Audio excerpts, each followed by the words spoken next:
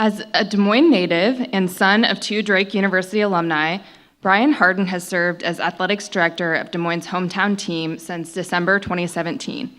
He's led the Bulldogs to new heights during his tenure, a period of time dubbed the golden era of Drake athletics by Drake University president Marty Martin.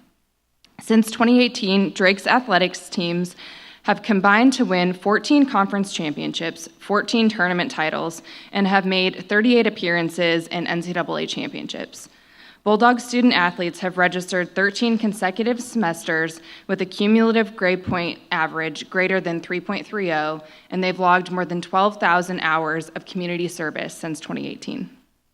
Brian, every second counts in sports, and they do in your speech today as well.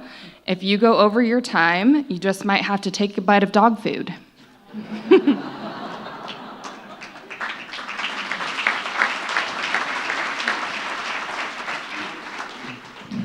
Thank you, Emily. And who's saying I haven't already had dog food? So this is, got a great German Shepherd at home. Grip is always nearby, so it's surprisingly nutritious. So it's, anyways.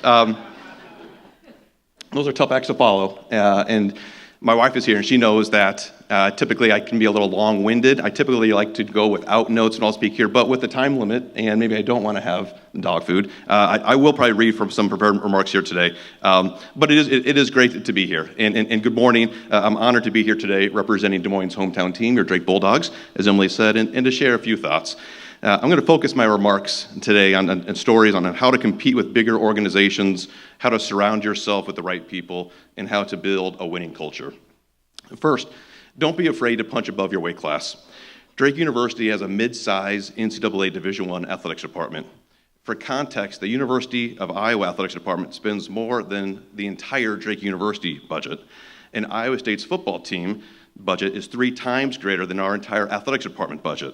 So resources can be a challenge at times for a school like Drake. But there's also opportunity in being the perceived little guy. We embrace cornering the market on creativity and innovation. We know we can take calculated risks that bigger schools cannot. A great example occurs tonight, where many schools spend hundreds of thousands of dollars on a heavily produced basketball tip-off event inside an arena. We have created Drake Hoops Fest, a unique outdoor event that initially started in 2021 at the intersection of Court Avenue and 3rd Street.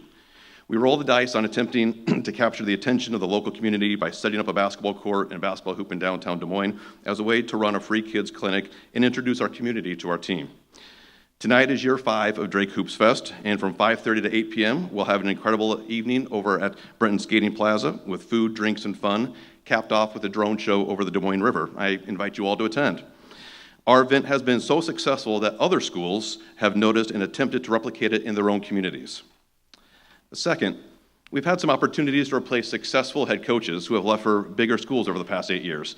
Often people will share their sympathies with me for having to conduct a coaching search. While I appreciate the thoughts, the reality is that occasionally athletics directors have to hire head coaches. While I'm sad to lose good people, I understand why some coaches leave programs like Drake. I tell our coaches all the time, I'd rather be around a great coach for 2 or 3 years than someone mediocre for 5 or 6 years. At least the coach who leaves to go somewhere else has left us with wonderful memories.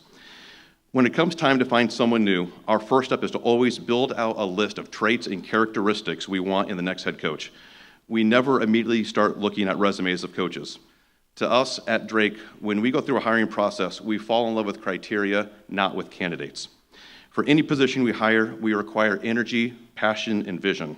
From there, we will establish the criteria needed in the successful candidate who will complement the people around them and help drive our department forward. From there, we will have conversations with colleagues in our industry seeking character evaluations of potential candidates. This is done to see if these potential candidates meet the criteria we have established. We rank character above competency, and we remain focused on criteria and not candidates. Lastly, we pursue sustained excellence, not sustained success. Excellence is striving to become the best version of yourself, whereas success is a measurement of you against someone or something else. In our pursuit of sustained excellence, we focus on people, culture, and resources. To build a championship culture, everyone in the organization must know how they are connected to the mission. Developing true ownership of the objectives is critical when creating buy-in among your teammates. Student athletes are our business at Drake Athletics. We have members of our athletic department that work directly with student athletes. We have members who work indirectly with our student athletes, but they all must know how their role impacts the experiences of our student athletes.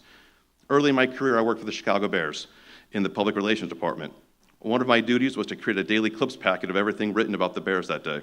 This often required me to be one of the first people to arrive at Hallis Hall so I may complete the work prior to the arrival of our head coach, general manager, team president, and team owner. They expected to have a hard copy of the clips packet waiting in their mailbox when they arrived at the office. By my third year on the job, I started to slip in having everything ready first thing in the morning. My boss confronted me about it and asked me if everything was okay. I replied that I thought I'd outgrown this menial task. My boss didn't get mad. He simply informed me of the role this duty had in getting the day off to a great start for key people in our organization. In short, this task that I thought I had outgrown was the first step necessary for our organization's leaders to perform their duties. My boss connected the dots for me on how my role was helping position us to pursue excellence as an organization. Our role as leaders is to do the same. Make sure everyone sees the value they add to our team. After all, we're all in this together. Thank you very much, and go Bulldogs.